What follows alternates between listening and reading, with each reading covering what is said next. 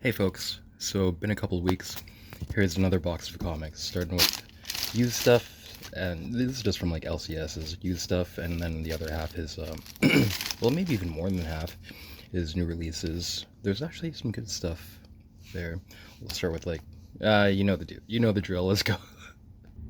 First from the local shop, 204 Comics. Their 50-cent and dollar bin, 50-cent copy of The Hab #1. This is a new release, one of my favorite current things going right now. That it's not finished, but like it's really suspenseful sci-fi horror, right? So I figured, yeah, why not? It's just a little dinged up, that's why it was in there. That's cool. For $1, the ones that have boards are $1 from the 50-cent and dollar bins there. Or if they're bagged, I think they're $1. Yeah, that's it.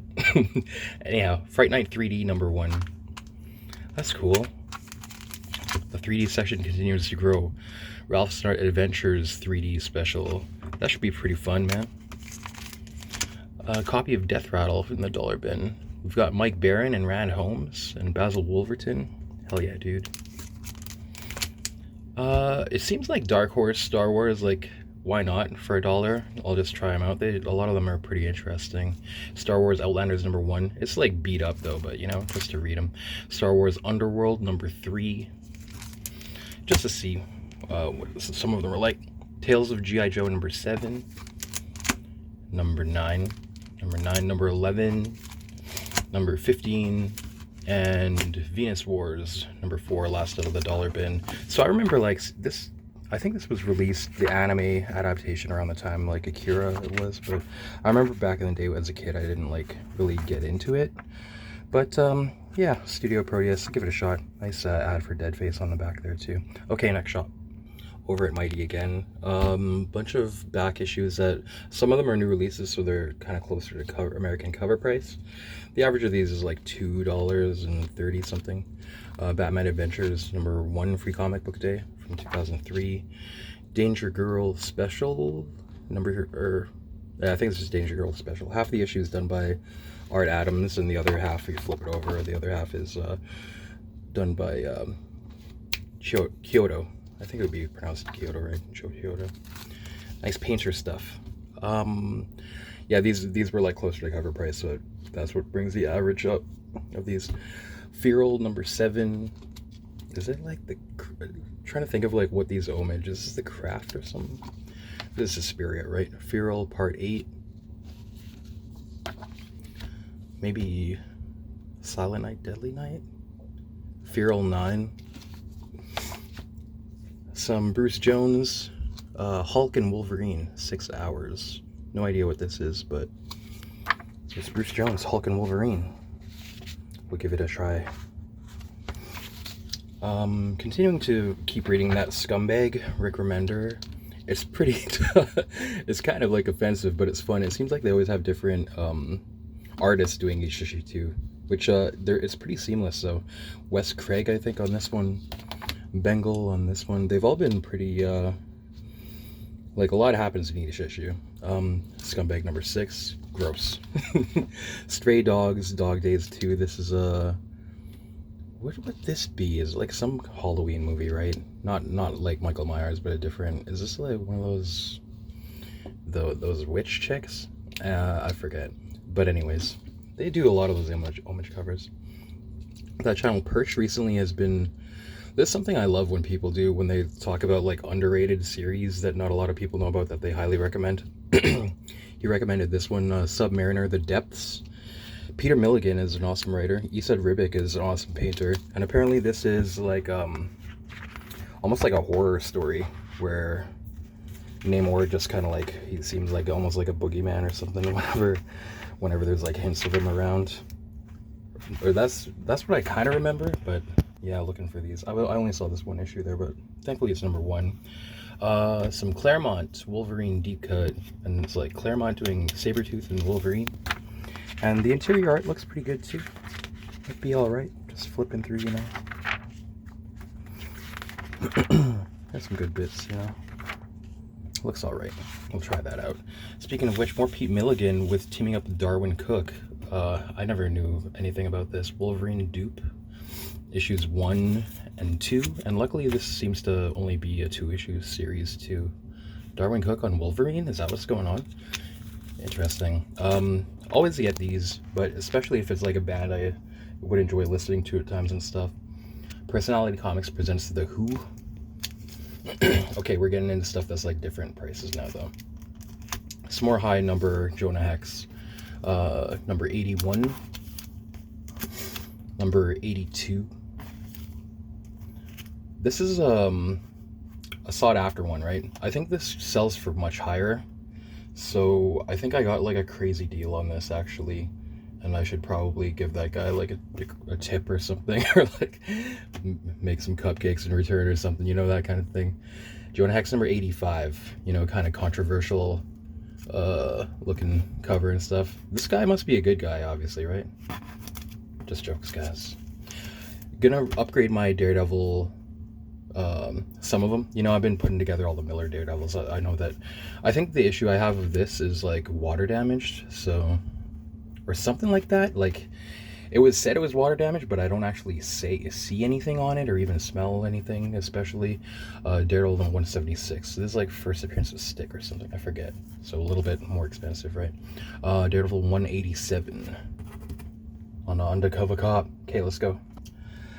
Yeah, I had to mail away for this because it's one of those things I want it so bad. And like the thing about mailing away, for you're pretty much gonna have to get it shipped in from the US, and then so you're paying like $20 to $30 for one comic.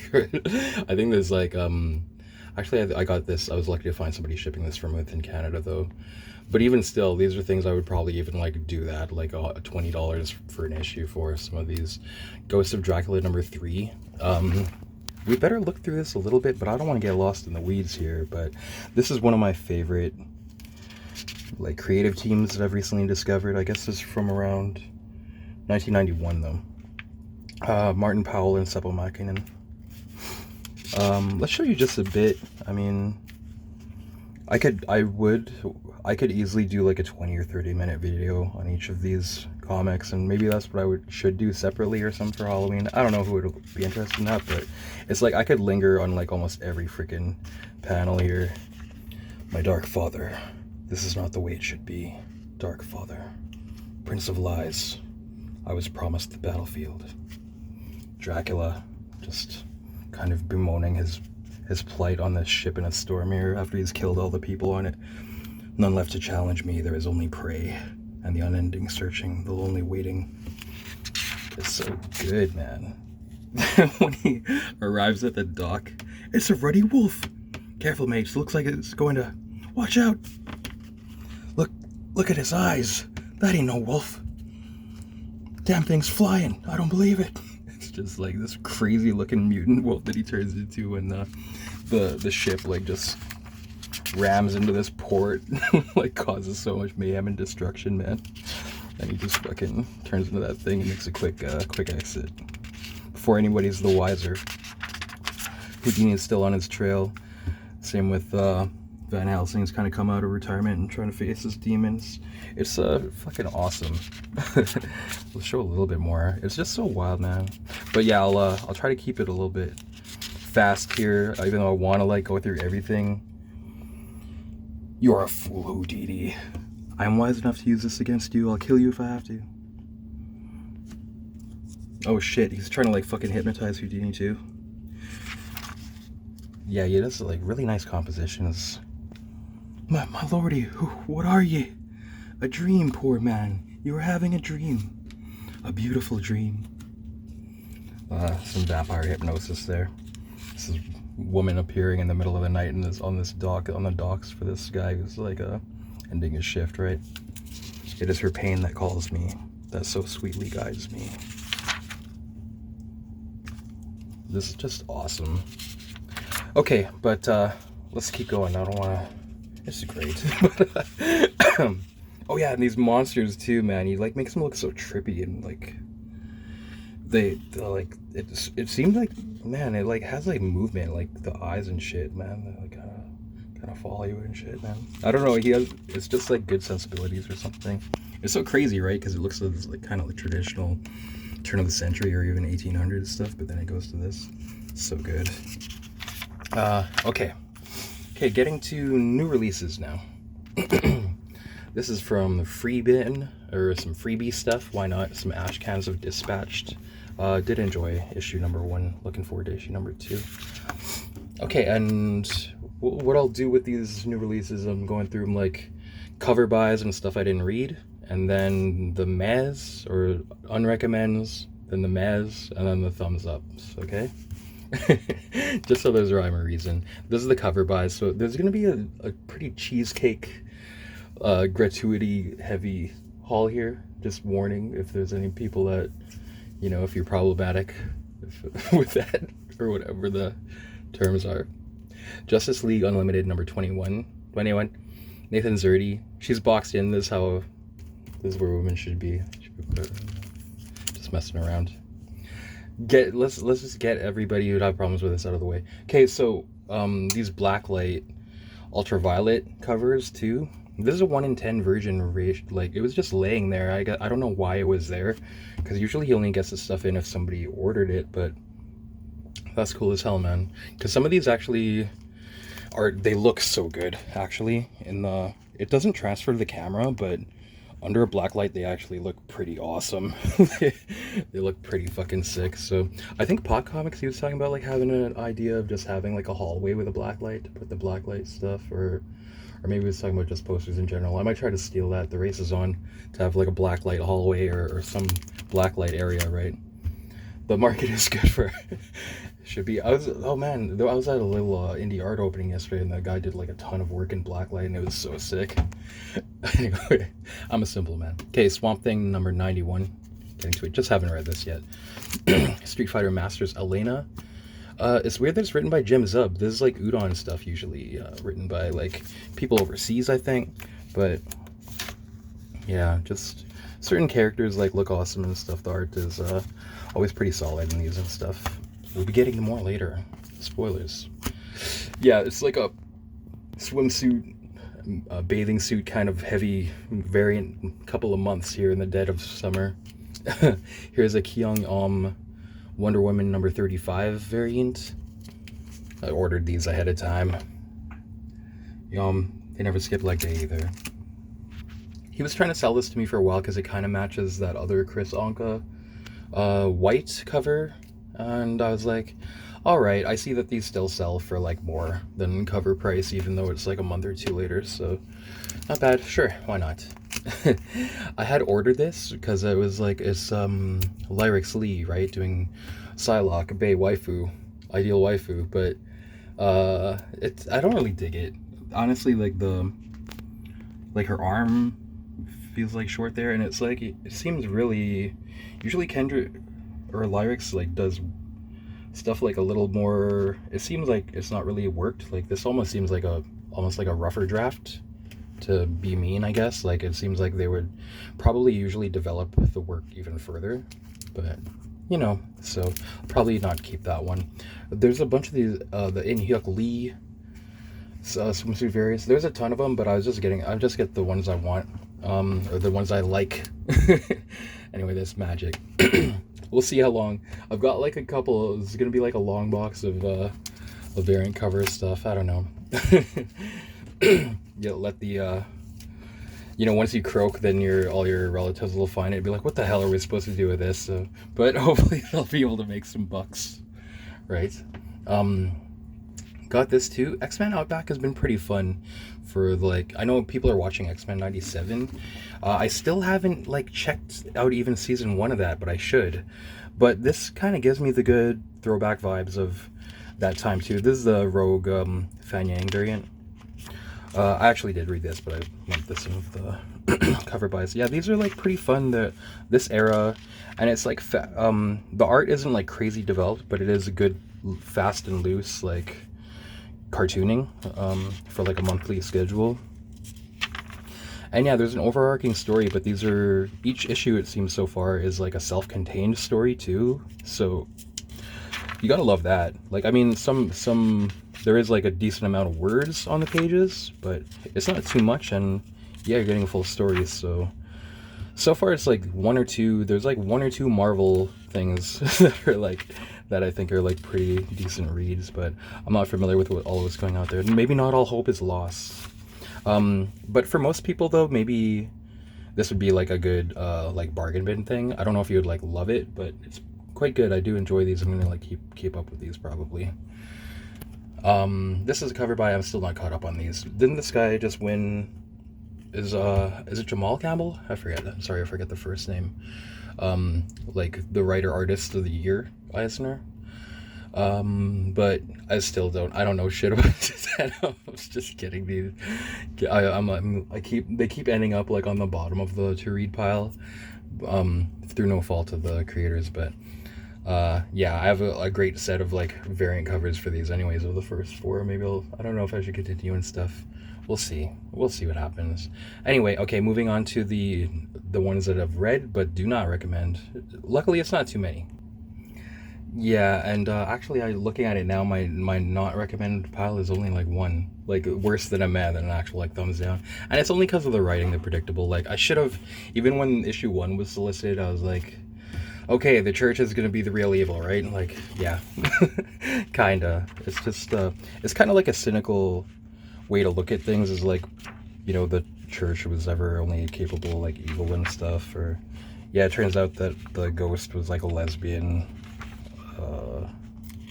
And was raped by like the head priest, or sorry, well, fuck the engagement. I used the wrong word already, but so it had to be that, or else the colonialism. But anyway, it's to save it is like the art and storytelling of Mon House is good. Maybe I should have been checking out Dark Souls instead. But I mean, I should have known. I was like in for a penny, and I was like, I know like it's not gonna. Probably it's gonna be some silly thing. If you're gonna do nunsploitation, at least show the tits of the lesbians. Come on, guys. If you're gonna get trashy. But I know that's kind of like the Wikipedia level, like education that, like the things we're told in all our lives is they're not even like, there's nothing that they even demonstrate having any kind of like scholarly biblical knowledge or study or contemplation or anything. They're just a bunch of jerks. Like, they're, it's like weird. It's like our cynical times, we're like incapable of thinking of people being like devout or like doing good works or anything. It's sad. Anyways, we won't get, let's just fucking concentrate on reviewing comics here. Okay, anyways, let's check out the Stacked Black Cat. It's a good transition. This matches my other Marvel Rivals, like concept art or whatever, design variant. They you gotta hand it to them. They have cool character and costume designs and shit. They're solid. It's really resonating with tons of people too, of all like feelings or whatever. Like people who can just like enjoy it. So that's kind of good. And this is about what you'd think. Like the Black Cat comic is like kind of like just junk food. Like you're eating like some candy bar, a sour key or something like that. Like it's fine. It's not. I prefer Punisher to not have facial expressions like this or be in any kind of like really comedic situations. But he's not really like mocked like heavily or anything. It's good. Like even though like they fight, it's not bad. Yeah, you'd get about what you'd want. Like I was coming up with like a little bit of a diss track line if it was something like that against Marvel, is that they're like dynamite now with my complaints. Is like all it is a bunch of variant covers with like who gives a shit about what's inside the comic. But as far as like if it was comics for like you're getting like kind of, you want like a cheesecakey silly kind of thing, like that's kind of what you're getting inside. That like is fine. It's like further kind of vibes of like a silly cheesecakey cover, right? Or that kind of like realm of enjoyment. So not bad, for that kind of thing. I don't know why I'm like not really. Am I just reading the G.I. Joes lately at like the wrong time and I'm tired or something? They just like, I don't know why, they're like good, but they just there's a Kasara variant too, but they're good, but I just like, I don't know. And like I was complaining before, like Nobody's died yet, so the stakes don't feel so high. But somebody does die in this one. But still, why am I not like? I'm kind of. I guess my mind is like elsewhere. These are like. This is still good, but I don't know why I'm. Maybe it's becoming like maybe it's not for me. Same with the Green Arrow, man. It's good, but I mean, I'm not like recommending it, I guess. I'd say if it's a dollar bin, the intrigue and the mystery still seems alright. There's probably it's one of those things maybe where it feels like it has potential and that it's going somewhere, but maybe I've just been like let down by shit like that so many times that I'm like not letting myself feel excited. But the mystery is pretty good with wondering who is the Green Arrow. Maybe could it be Ollie and he faked his own death and he's all fucking, even though he's a laid back ass hippie in this normal life that they're showing when he's alive, maybe he's getting all hardcore, or maybe it's somebody new, or like it is like kind of interesting. These are pretty good. They are pretty cool, man. Pretty intense with the violence and stuff too.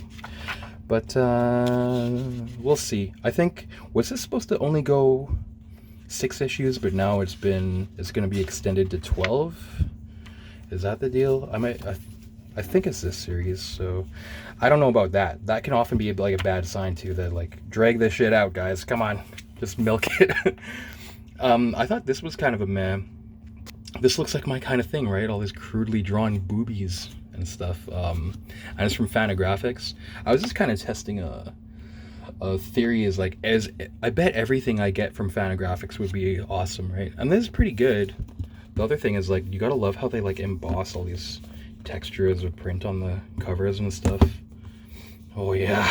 No, but I mean like even seriously with the text and everything. Okay, so out past the edge of town there exists a strip club called Heaven that only some can find. Some say it's a mirage. Others say you can't miss the giant neon heels lighting up the desert night skies. Meanwhile, Dolly can't find a place to belong, adrift from school and friends.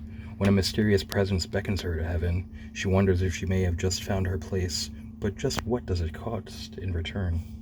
Or sorry, what does it want in return? So, you know, that sounds like, ooh, maybe it's boobies. But it's like, all right, or else like, you know, you'd think there's like some kind of mystery and like a thriller, but it's not really like titillating or really that thrilling enough for me. I don't really know what it's trying to do. And I mean, have more boobs. Even if it's in this crude style, I'm a simple man. Just a little curve and a dot, and I'll be like, oh yeah, it's good enough for me. It's all right though, but I would think it's like kind of, not to be a fucking jerk, but oh, I'm a fucking asshole. Yeah, so I used to say Drawn Quarterly is like Fantagraphics with cheese, or like their little brother. But not to hate, Drawn Quarterly puts out some good stuff. They put out some other stuff that I'm like, fuck that shit. But this is kind of, it doesn't seem like quite up to par for Fantagraphics. It's like a decent enough indie thing, but I don't think there's really much to it at all. I don't really know what you're supposed to get out of it. I mean, they have it's not like, you know, they have the Euro swing or something, or like the indie stuff is usually the indie stuff that you read will be like, make you be like, whoa, cool, there's some stuff to think about out there. But this is just, you know, it just seems like normal stuff that some indie person put out, and it's fine. This is kind of a meh too. TMNT The Last Ronin. This is the Eastman cover. But it's good. It has its moments. It's just kind of like, you know, the original Last Ronin, it kind of like has it more. Or I don't know if it's diminishing returns as Last Ronin keeps coming out with more stuff. That there are like its moments and stuff, but it's not quite as moving or as hitting as it was like at the beginning and shit. It almost just feels like, oh, we could turn this into like an ongoing franchise, so keep things going. That is my skeptical way of seeing things, but that is like what it feels like. But these are good. Like if you see them in like maybe half off or a dollar bin, then they're like pretty enjoyable, pretty sweet. But it seems like some of these later Last Ronins aren't gonna be in the keepers section for my TMNT stuff myself. Your mileage may vary though. It's like a maybe right now. I'm like, I'll read it again in a year, but there were some good parts, and I'm like, I even reread it again right before this because I'm like, do I really want to put this in the meh? But yeah, there wasn't like, even though it's like all thick, I wish like the really good parts were filling it up. You know what I mean? Okay, this is like a really sick ass cover. I couldn't resist. Because this Taskmaster Wolverine by Dan Panosian, I was like, that'll get me to try it out. Sure, I'll try reading that. Because that's actually in the book too. Like this kind of, it's not just a pinup that it's actually like storytelling, telling you stuff that's gonna happen, right? So yeah, a decent fight with Taskmaster and Wolverine too. But just like kind of decent. This is all like just kind of decent. Not bad, not super good, but totally fine. The cover though, there's something about it. Yeah, his lines. Was somebody comparing him to like Joe Kuberty kind of lines? I could kind of see that, but I'm not sure. I like how it's almost like, it seems like it could be like drawn smaller and then blown up, but the thickness of the lines just looks like perfect for that. Yeah, nice skull too, the angle. Okay, moving on. This is now moving to stuff that are thumbs up, recommends. Yeah, there are some good things in here that I'll enjoy talking to good folks about, and vibing, getting to share them and be like, yeah, yeah. This is like pretty good. This series has had me kind of on and off at each issue because it'll like follow different characters each time. This was like a pretty solid issue though. It got me back on board. It's like on and off, man. The one thing I do like about this series, sorry, this American Caper number 9, if I hadn't said so, is it seems like the arcs are like, I can't really predict what people's arcs will be. And the other thing is that the presented leads at the beginning, I don't know who's going to be the lead now. There's an introduction now finally to the daughter's point of view, Arabella. And she's like a good character. I'm like rooting for her now, but she's only really, you're getting her POV in like issue 9 here. Originally, like I was thinking about, you know, in like the William Gibson kind of cyberpunk novels, or there's other stuff like that where the protagonist will just be like some schlub, and like maybe they're not necessarily like a super morally like an Itaru or whatever. That guy's kind of a dick, kind of a douche for some things he's done in the past. But maybe the thing is, it was hard to like get. They say you need like protagonists that you can like identify with or root for, and they're kind of detestable.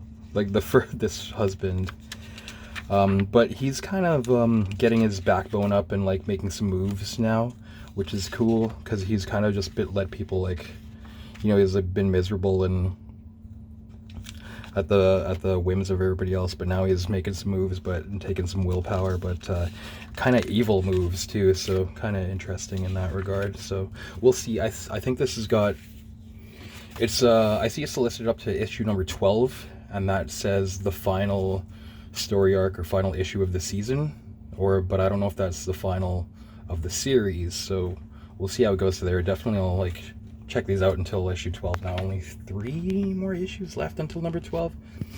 Okay, this is like a swipe, right? The expression on his of an old EC comic where the astronaut takes his helmet off and it reveals that he's a black man, right? But like that's the thing about, it's crazy how it's just the look on his face that you can recognize as the way his eyes sparkle and shit. Banana number one. This is just silly. Pardon me. But pretty funny. He's almost like this just man about town, or like Johnny on the Spot or Forrest Gump kind of guy, where he's always in the right place or the right time, or like making things happen throughout history. And it's kind of silly like that. I don't know why he's a banana. This weird world building that I guess it seems like they're just doing this just to be able to have fun cartooning.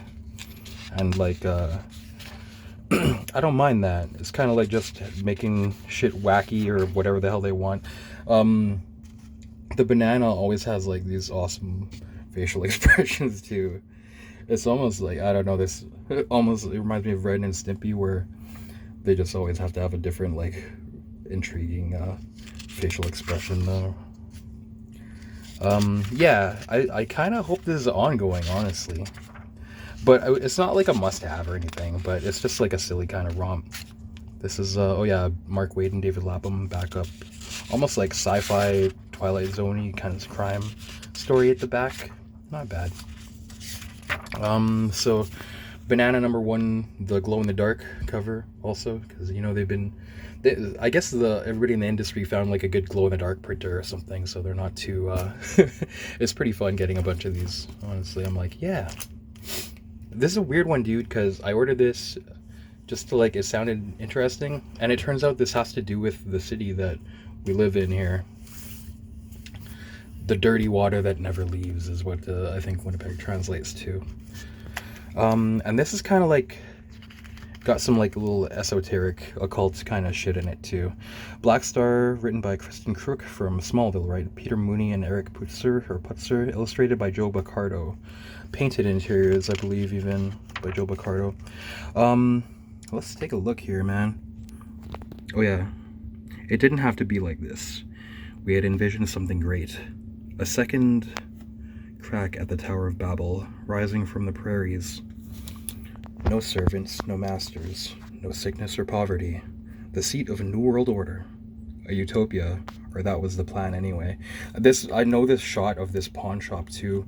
It's in a really bad neighborhood. Well, it's a neighborhood that a lot of us kind of grew up close to, but nowadays is I even hear like some word on the street that this neighborhood, if you're walking around at dark, like, don't let anybody you love walk around there at dark. People like disappear into like human trafficking, slavery and shit. But you know, that's just the word on the street. That could be fear and shit too. But yeah, I can't believe this is about my city too. A comedian came through here once. He pitched a new tourism slogan for the city.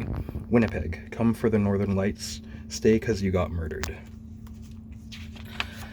Yeah, and this is the legislative building. We, like, you know, for anybody interested in local lore, I'll try to keep it short. This city was being the center of Canada and like a hub for the railway system throughout like Canada and connecting to North America.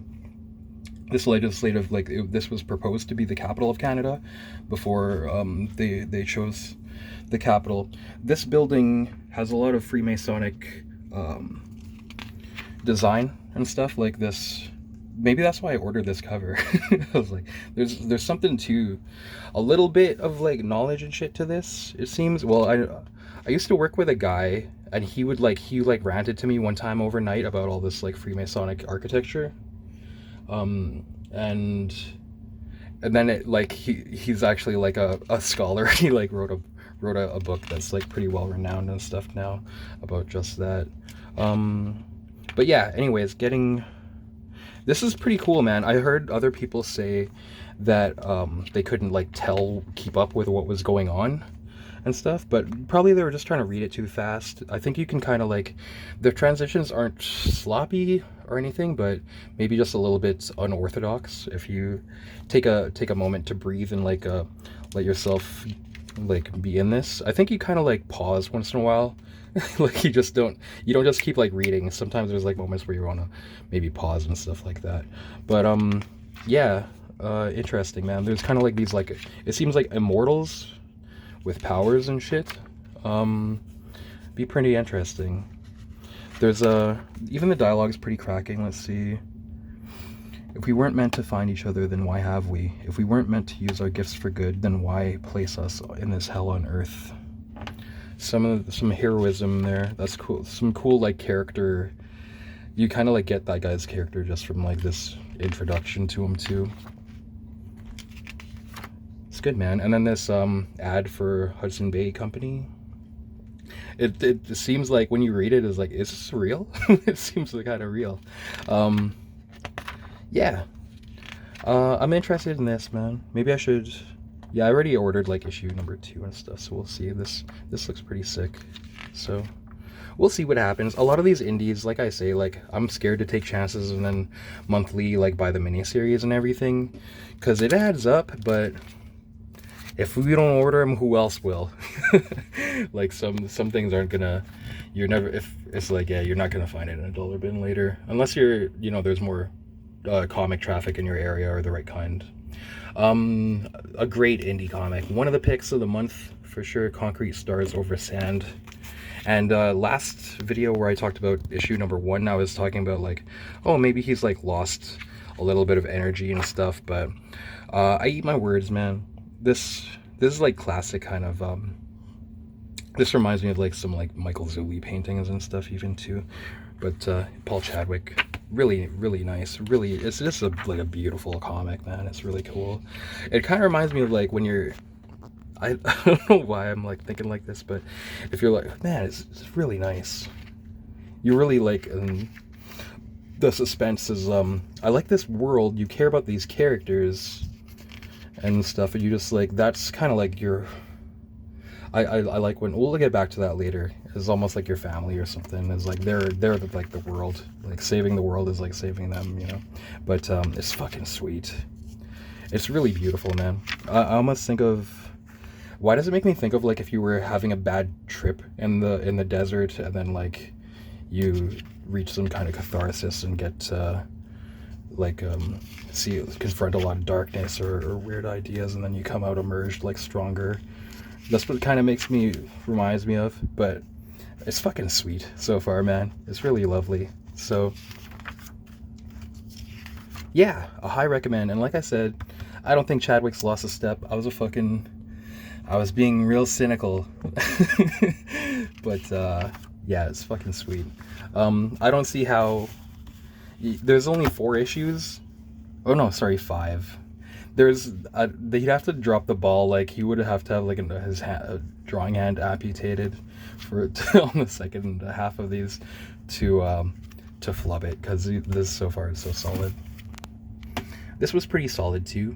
Super Creepshow number 5, the final issue out of these. Each cover A, I think these are the cover A's where they have classic comic homages, and they're actually quite good. I think this one ended, you know, anthologies are kind of just like throwaway stories for fun, and like a lot of the time you're just getting kind of like fodder or like whatever. Like it may as well be like newspaper periodicals, and sometimes they just get thrown away after, right? But this one, it seemed like they're pretty solid. Like the creators are never gonna give you their most mind-blowing stuff in here, like maybe so, you know, but yeah, solid. Rom V on the, and Ricardo Burchielli on the first story, Christian Ward and Fabio Veras on the second. If you're my kind of people, I kind of got these because I knew, I'm like, the homage covers are so good that they're probably going to be worth at least cover price, like forever. Nice Doctor Strange kind of story here in the second, but I like the first one a little better. But anyway, yeah, but then maybe that, am I delusional? Will these be in dollar bins and stuff? Not around me, so I'll see. If I don't like them, I could probably like sell them for this, or like sell them for $1 less than I paid, or half, or whatever bullshit, as if I were rented a movie or whatever. But yeah, these are not bad. Not bad, that Super Creep Show. This is kind of a hoot, man. Maybe gives me hope for Marvel too. These are super enjoyable. I really like this. Doom Quest number 3. Where he's just kind of thrown in each issue. It's a standalone kind of issue too with an overarching story. Is this going to be 12 or 15 issues? I think I might get them all, man. So far, this is like kind of the top of the line to me. Yeah, where he's thrown in like a different kind of body, or like an NPC kind of body each time, and he's like stuck in time. I think Reed Richards did it to him. And what does he try to do? He tries to make the most of it and like take over the world for Latveria and shit. Basically at any time, but he has to not go too far or else it'll get like all fucked up. But he's like, yeah, when he like starts in the embodiment of this one, he's like, I'm in fucking George Washington's body, like before like in the midst of the beginnings of the revolution, the war. And he's it's just fucking sick, man. Or there's parts where, what does he say is like, a lesser man would choose to preserve and do the timeline well, but I'm the lesser man. I am Doom. He's gonna like do more. He's gonna do crazy shit. And what was the other thing he's saying in here? It's rad, dude. It's really rad. It's really fun. The whole story of You get like a fun story in each of these, it seems. There was another line I wanted to... Oh yeah, when he's like, luckily for me, I know a little bit about any lesser country's like history, and then because he knows like the entire, all of the logistics of like the American Revolutionary War and everything. He's like, as if he knows just a little bit. It's funny, man. It's good. Okay, this is like a Rachel Rising prequel. Terry Moore, Fear of Death, number 0. And I was scared to read this because I'm only about halfway through reading all of Rachel Rising. A little bit more than half, I think. But yeah, so I like skipped to the back matter of this. It's nice, little sketchbook and stuff. Back matter is pretty nice, and that's where you get him saying that there's like an issue 0. So you can kind of read issue 0s at any time, maybe. I don't think it really spoiled anything. I did go ahead and read this, and it was pretty groovy, you know. So same with all the Rachel Rising stuff. It's nice cartooning and cool, creepy, like indie vibes of just. Almost reminds me of like Love and Rockets or something, just your friends, or that time of like Clerks and shit of just like hanging out with your friends, but there's another element of, in this case, horror. Maybe I should, yeah, I don't know. That's not the best analogy, but kind of like good 90s stuff or something. Okay, let me collect my tongue and try to talk more clearly and better here. It went pretty hard last night. I'm sorry. Anyhow, Horror of Godzilla. The Kelly Jones. Had to order this Kelly Jones. But let me show you something. Because this is sick and all. But I feel like the black and white is so much stronger. And that's only a ratio, though. That is the one I would have liked to get. But if I wish he'd used, like, getting back to the blacklight thing. Kind of like it looks best with these... kind of bright, like almost blacklight type colors, rather than having like trying to go through a gradient of the dark colors too. That's what I feel like if you wanted to keep that same thing, but I'm being nitpicky and just talking like theory with you guys. What do you think too? But anyway, this I got this because I'm like, yeah, Kelly Jones cover. I feel like he wouldn't lend his talents to anything bogus, and this is sick. I can't wait to see issue number 2. It is like a horror comic or story, man. He's scary in it, and things are gruesome and dark and stuff in this, man. My wife, she's pregnant. I beg you, take her away from here. So like when all this shit starts going down, buckle up. Yeah, and spoilers, it might not necessarily end good for these folks. Check out this cartooning too, kind of classic, like just good cartooning of the car like moving there. They always say it's hard to illustrate a car driving. Yeah, this is fun. Even the characters seem not like standard, like, and there's just gruesome shit going on too. There's some pretty scary stuff going on. Can I fix this light and make it better? Even it's like not direct, it's not even direct lighting, but okay. Yeah. Can't wait for issue 2. The colors. How good is it just having like a simple color palette? It's so nice. Okay. Yeah, that's a recommend too. Ooh, got a real good one next.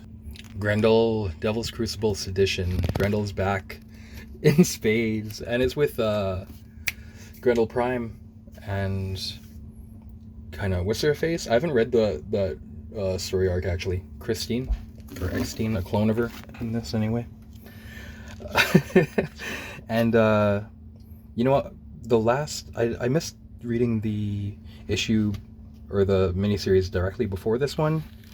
And the one before that was a little bit like kind of comedic and sci-fi-ish, Star Trek-ish. But this seems to get right back to like just kind of weird fantasy, sci-fi, adventure, action. And it's just tight, solid, super fun. And like just this dark, messed up world and stuff too that they're, of the future they're in. I can't wait. I wish the whole series was out right now. I'd read it all. Read it right away, but looking for these. I subscribe to the, oh man, it's awesome. These fucking vampires and shit. There's like they keep the humans like in decadence and like to keep them occupied and happy with just being cattle for the vampires. Orgy garden. Maybe it's not so bad there. Just jokes. Yeah. Oh man, what the? This is great, man. Super fun. I can't wait. Yeah, and I subscribed. I'm like, make sure I'm subscribed to the B covers as well. I don't want to hear any stuff from like, oh, I didn't know that one. Give them to me. This is Brennan Wagner, his son, right? Doing this there's different artists for the cover Bs, I think, for the whole series, maybe. Happy to say, Gun Henny Doubles Down seems like it's back on course of being like kind of gritty and titty crime, spy, war stuff. I can't show the inside because of the amount of tits and ass and action and stuff. Yeah, the interior is good again. It wasn't like too far-fetched or like silly or anything again. It was like kind of that, it's like a big budget but gritty and like sexy and stuff, right? This is the Derek Shoe Virgin. I just get like a bunch of these and I'm like, oh, like always like just sell half of them later or something. Which, whatever. I don't know why. It's like I'm kind of doing it out of momentum, but you don't do too bad with these. The foil Derek Shoe. There's a Spider-Man homage, like first Zap of the Punisher homage. I forget who did it though, but you know, pretty well done. This is the nude that I can't show, but it seems like a lot of these lately they have like the nude on the front and then the rear is the clothed version of the art. Okay. Speaking of Cyberpunk, Kill Switch issue number 3 from Thunder Comics. Created by Sophia Banks, written by Sophia Banks and Don Hanfield, illustration by Gabriel Ibarra. Yeah, I don't know what's gonna happen, dude. It's fun though, man. It's pretty suspenseful, thrilling, sci-fi. The cyberpunk, you know, the singularity and jumping bodies. Who have you been like? Have you been actually working on the side of the good guys or the bad guys? You know that classic kind of cyberpunk or paranoia thing of like what is real, what's like you got to change all your beliefs, have to be kind of fluid and be able to be like, oh shit, that's not real, this is real now. Yeah, I'm still fully on board. It's 3 issues out of what, 5 or 6, and totally. It better not. It seems like it's not predictable at all so far. It's pretty fun. I can't really like go more into it without like giving spoilers to the plot. I always feel like even trailers, they should only show shit from like Act 1 and 2 and like maybe just like a fucking frame out of Act 3 or something like that, you know.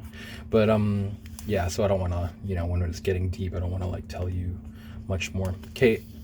Olympus Saga number 0, Megalith. This is a glow in dark cover by La Rosa.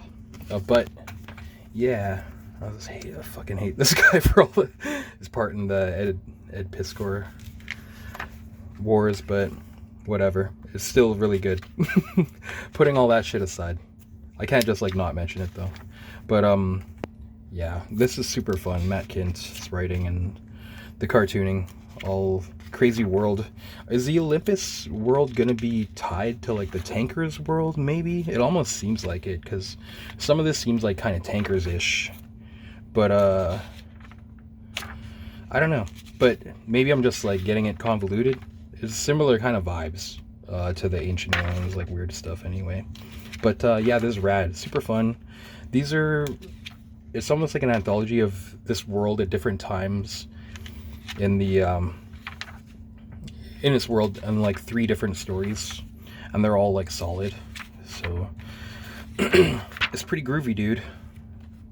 Recommend for all of Megalith and Olympus Saga so far, but this one especially as like a good intro besides number 1 kind of anthology.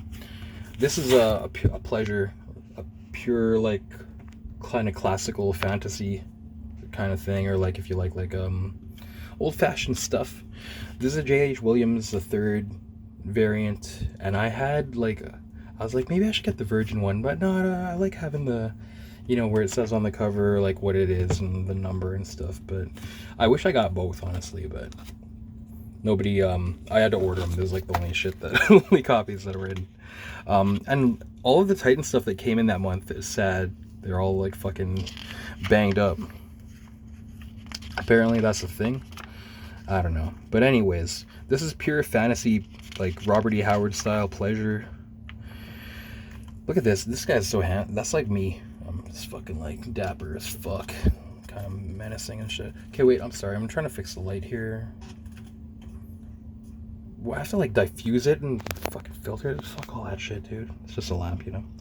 Okay, this guy almost looks like he's a model on Ben Kingsley Gandhi, but yeah, speaking of like bad neighborhoods, this is exactly what almost happened to Solomon Kane in this. Almost got kidnapped to Shanghai. This bad neighborhood, right? You'll wake up somewhere you can never escape from.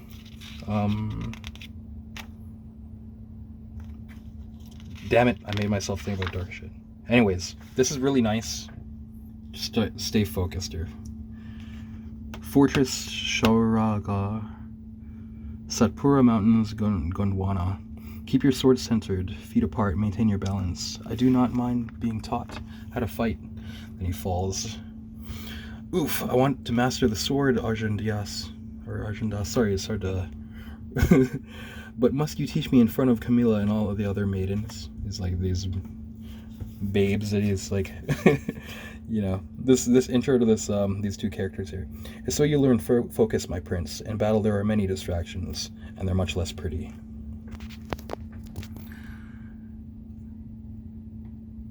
The warrior queen, it seems like she'll be a main character too. The empress, she's pretty awesome too. All these characters are rad. And is this guy, like I talked about Gandhi Ben Kingsley, is this guy maybe modeled on Oliver Reed? Kind of get that maybe, but this is fucking awesome. It's really kind of just like pretty and nice and flowery, even though the evil guys are like evil as fuck, man. They're really bad motherfuckers. Yeah, Solomon Kane, he got shanghaied, but he like escaped to this ship, then he ended up here. And they're at the port, they're like, well, you could be detained here because we don't want to like let you loose, or you could like try your chances out over there beyond our like jurisdiction. Yeah, these characters, even the bad guys.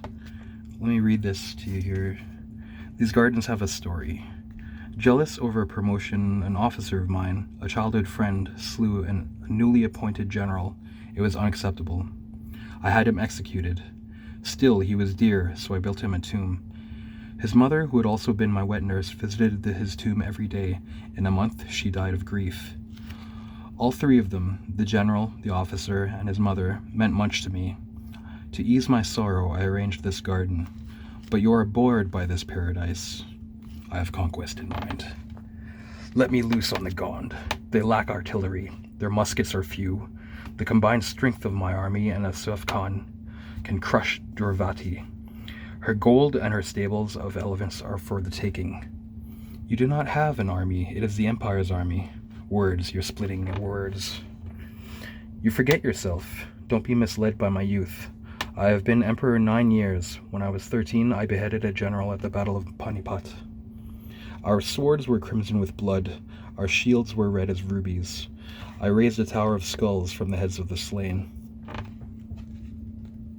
I beg forgiveness, Emperor. You are, blah blah, the shadow of God, and he who rests on the divine throne. I am nothing. Have your war. It is inevitable and it serves the Empire. Yes, my liege. Yeah, it's just like really good, the classic like fantasy and sci-fi writing, and to match this art, I just think it's like high caliber, high class. The reason I was disappointed with the last series, which was the first of this Titan Solomon Kane series, is it tried to do like, all of a sudden, like you cared about all these characters in their world, and that's what I like touched on before, is like, that's kind of like the stakes are enough. Like I care about the trainer, the prince, the queen, Even like this evil guy, his brother who's like more bloodlusty, and the prince that's like more like, you know, conniving and stuff, and like more Machiavellian. And I don't need like at the end of the first series, it just all of a sudden is like, oh, there's like a priesthood and they're gonna like try to resurrect Set and like take over the world, and it's like, you don't need to have that shit. Like all of a sudden, the world isn't. You don't need to have the stakes of the whole world. It's like kind of like, I liked it better when it's just like those players or whatever that are, you know. So, but maybe that was because it was an intro to the Solomon Kane. So I'm hoping that this one will kind of be like, you know, maybe sometimes the B-sides are like less poppy or something. Like maybe they're more gonna be like really hitting the stride maybe or something. Anyways, because this is awesome. Fantastic. Solomon Kane, The Lion Errant #1. I got this again because of the homage cover and kind of like Howard the Duck vibes. I was like, that looks like something I could take a chance on. Something epic #12. Yeah, everybody likes the homages to this, right? But I was like, I don't know, what is that? Yeah, the art and everything's kind of good. There were some good like Easter eggs and shit in here too. What are they saying? Who played the first Dracula? What is this, a pop quiz? I bet he's testing us. Wrong answers, door stays shut. I don't do horror, not my genre. I'm more a Cold War thriller kind of gal. Bela Lugosi. Nah, he's like, no. You just leapfrogged all the classics, the Hammer films, and Christopher Lee himself. Back in 1921, there was this Austrian silent film, Dracula's Death, but it was lost, destroyed, the stuff of legend. But if that story is true, the first screen Dracula on screen is unknown. But yeah, pretty fun this. I know nothing about it coming in at like issue #12, but it was pretty fun to read for whatever it is. I'm like, if I had found more in like buck bins, probably I would like check them out. Yeah, and going to this weird kind of hell spooky place after. I'd be all right. I have no idea what's happening in here though, but the good old homage cover, I thought I'd like try it out. This is pretty rad. Star Trek Red Shirts, Ghost of the 21st Century.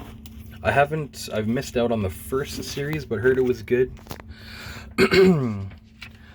And it's like this corrupt faction of Starfleet that's taken over, like against their knowing. Like they don't really know, but this starship is kind of out in like the bad neighborhoods of the galaxy, and kind of far from contact with Starfleet, being run by this guy who's had like a really good military record, but it's because he's like compromised by another outside faction that like gives him these busts so that he can be high up in Starfleet for them. And he out there meanwhile is running contraband smuggling and shit while using Starfleet's like authority or whatever, fucking around. And yeah, this one guy who like isn't part of this like drop-off op is like one of the only survivors. Where were you? Never mind, clean up that shuttle. I want to be able to eat off the floor. And the crew is just fucking massacred and spread all over the floor. Crazy.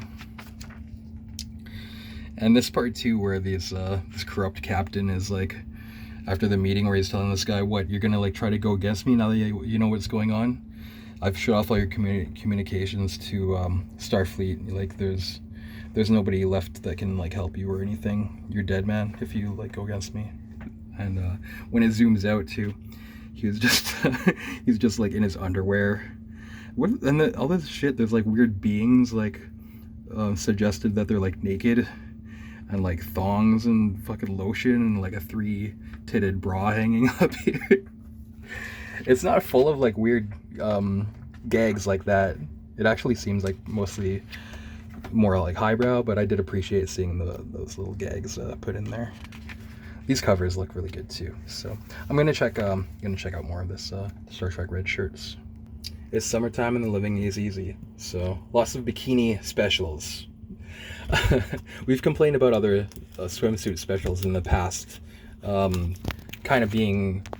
It seems like, they're all worried about the kind of online culture canceling them and stuff, but this company does not worry about that shit. So they still keep it real, or at least it's not like people spreading their lips open or anything, but it's just kind of nice, and there is like a nice energy and stuff to it. It's almost like the Marvel stuff. It doesn't really have like an actual like kind of playful or like fun thing going on. Like this even just has more energy, even though it's just a pose. Like the Marvel ones are maybe more like this kind of thing, where they're just like standing still and stuff. Or there's even like kind of storytelling in a lot of them or whatever too. But oh yeah, one thing that's kind of nice is all the artists, it like has the flag of where they're from, because I thought these were all people from Asia, but I guess they're from different countries all over the world. So that kind of like goes good with the Street Fighter thing too, of like, different from different places. Yeah, this isn't like as crazy. The other ones are a little more crazy. This is nice coloring too. But yeah, just kind of hoard multiple copies of these, because it seems like it was always like after a year or two they'd be like double in price. Get this shit out of here. And if you get the Shantae swimsuit pinup special or whatever, go to jail. This is crazy.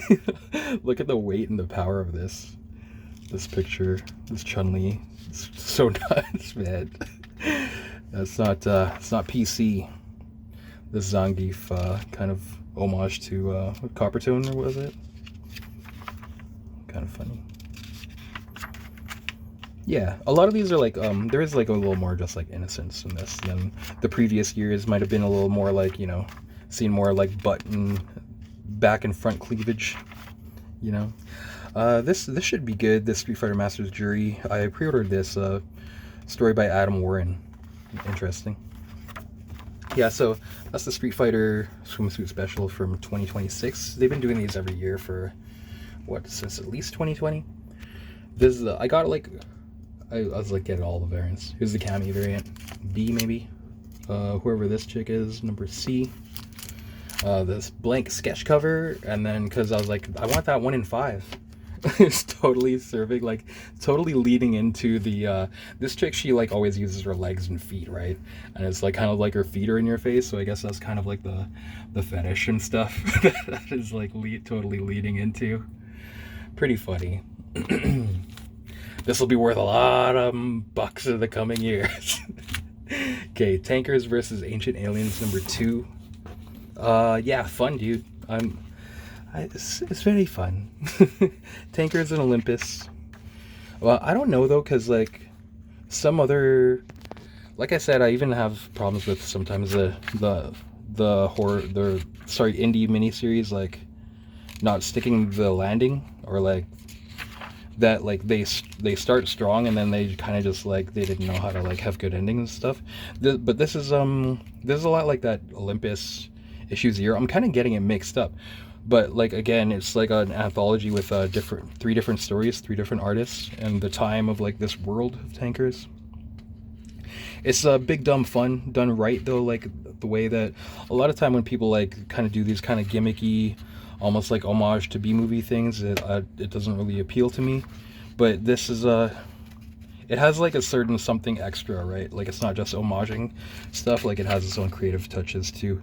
If you want to see a gorilla, like a mech, like gorilla pressing a fucking gorilla and slicing it in half and shit with a big mech chainsaw, you have to show that gorilla press, man. There you go. Yeah, that's where you get it, and it's like done pretty good, done well. I like these. Okay, yeah, so we're gonna stick with it. Hopefully they keep doing it well for tankers. Tigress Island, the conclusion. Tigress Island number 5. Again, that kind of B-movie exploitation, like jungle, like woman prison in jungle kind of 70s vibe. And it ended pretty well. I almost wish, like, I can't show the inside because there's actually like the TNA that you would assume you would get in here in this issue, and also like big bombastic like climax, like explosion boom boom fucking shit up. The comeuppance on the bad guys is pretty good. It's what you look for. The only complaint I want to make is, sorry if that, I don't want spoilers or anything. I just mean like there's a good, the arcs, like the conclusion is all like pretty good. I just kind of wish that it seemed like it could have been like this could have been 2 issues, because the action was almost happening so fast where it should have been like these little action scenes and fights. Like I wish they were like 2 or 3 pages rather than 2 or 3 panels, because they were still all done well, but I feel like I wouldn't have minded like basking in it more. I don't know, would have had more impact or something maybe if it was like 6, if these last 2. But yeah, pretty all throughout. Not, it's not like mind-blowing, but as far as that genre of like, you know, women's prison, and then they like riot and revolt and stuff, but in this they're abducted to be like, you know, on an island, the whims of like rich people exploiting them and stuff, in the ways that you would expect. But yeah, they get that old comeuppance and stuff and like fuck shit up. Damn it, maybe I shouldn't say that. I know it's like kind of spoiler, but I mean like that's what you've been waiting for. That's what they've been trying to do since like they first got there. So, you know, that's kind of the story arc, you know, of like this genre. They're gonna take over the prison, they're gonna fucking fuck shit up, you know, all that kind of thing. Yeah. Universal Monsters Blood of the Wolfman #2. I'm glad I'm getting these these ratio covers, because these are my favorite. But yeah, fun times. And my complaint with the first issue is like, how come the police didn't give him a hard time? Now they're giving him a hard time, like immediately. And I just love the cartooning and like the storytelling and the colors, and like yeah, you hear me a lot say like, I'm glad it's not predictable. Like I thought it would be at that time of issue 1, but now it's not. And it's just cool, it's groovy, like the vibe. Like I also like how the coloring is so simple, but it's like kind of like off the lines and shit. It's a weird way that they have of doing it, but there's something really nice about it. Like it doesn't really just follow the forms of the drawing. You know, it's almost like a bass line that doesn't just follow the guitar line, but like harmonizes with it in a weird way, man. Or something, for lack of a better term. But yeah, on board with this. We'll see. It's just kind of nice. I like it. We'll see what happens though. Again, like with these miniseries, you never know what'll happen with the landing. Murray Wolf and Mike Spicer on the cover. Yeah, Pip Martin and Leomex on the art. Joshua Williamson on the writing. Fun times. Okay, getting to the end here. All right, better go to the steady-ish cam, steadier cam for this one. Fiendish Monsters, the horror art of Bruce Timm, the new Bruce Timm art book that I was looking at even like for so long on the Flesk website. Spoilers for any of you guys in the US that end up interested in this. Like, I got this through Amazon, and it's only the softcover, because unfortunately that's the only thing available, I guess, outside of like it's published firstly by Flesk. The hardcover is like $10 more, and it comes with like a signed limited Bruce Timm art print of like a vampire babe. So that's the route I wish I would have gone, but shipping from the US would have meant like paying double, which is retarded. But anyways, can I talk about that in every video? Let's just get to the art. It's highway robbery. Throw a fucking T in the harbor, man. But this is like kind of doing the fun thing, it seems. He's just drawing like some of his favorite horror like iconography and shit. Sorry, just a second. I'm drawing like Stephen King, and I can't show like everything in here. I don't want to be a jerk, but give you a good idea of what's in here. Weird kind of stuff he's doing just for fun with like lines and textures and stuff too. I want to get to at least show you like when it seems like he's just like looking at classic posters, or even like pausing VHS or DVDs sometimes. Well, I want to get to that stuff. Or he's like just paying homage to like a lot of stuff that he likes, or just having fun. I wonder if that's Hammer Dracula, is it? Christopher Lee. Just like drawing Christopher Lee and Peter Cushing and stuff.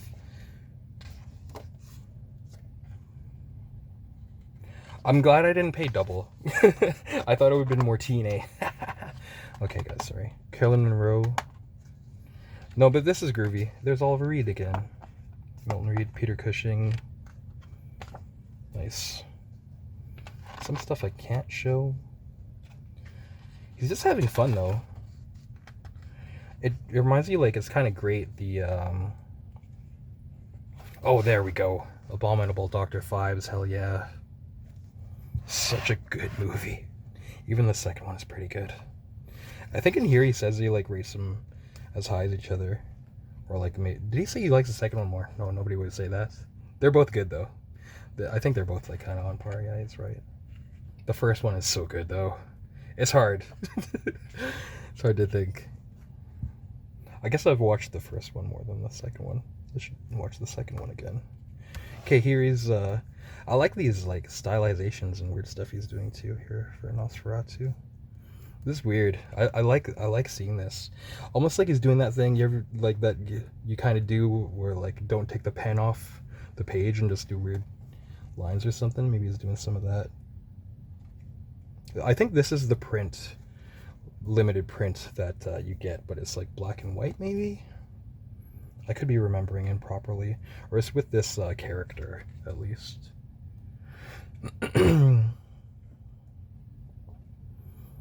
Yeah, just spending a little bit of time.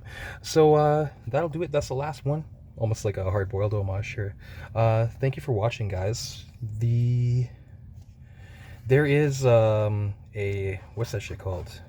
A comic convention coming up next week, so I'll be attending that. That should be pretty fun. Some of my, like, favorite... Come on, light. This shit doesn't make sense. It's not pointing anywhere near the camera. Get lost. Okay, but that should be pretty fun to attend those. As like some of my favorite halls and stuff, and maybe see some hang out with some local legends and stuff there, and buddies, and hopefully there'll be like dollar bins. I'm gonna set up there as well all my stuff, all the like first wave of things that I had in my boxes for anybody local and interested. All that stuff I think I'm gonna do like half off. So a lot of that, because I got a third wave of stuff coming out. I got like over a long box of new stuff, and anyways, not to advertise, but it'll be fun. It's always a hoot. I love going to comic little comic cons where it's like nothing but comics. Not really any other stuff. There might be like some good toys and stuff there too. Maybe it's like, you know, I always have my eye on that fucking original Jetfire and shit for like $200, but if I sell enough, maybe I would do something like that. It's always one of those things, you know. But anyways, thanks for watching, guys, and I hope you enjoyed. Hope you find awesome stuff out there. Peace.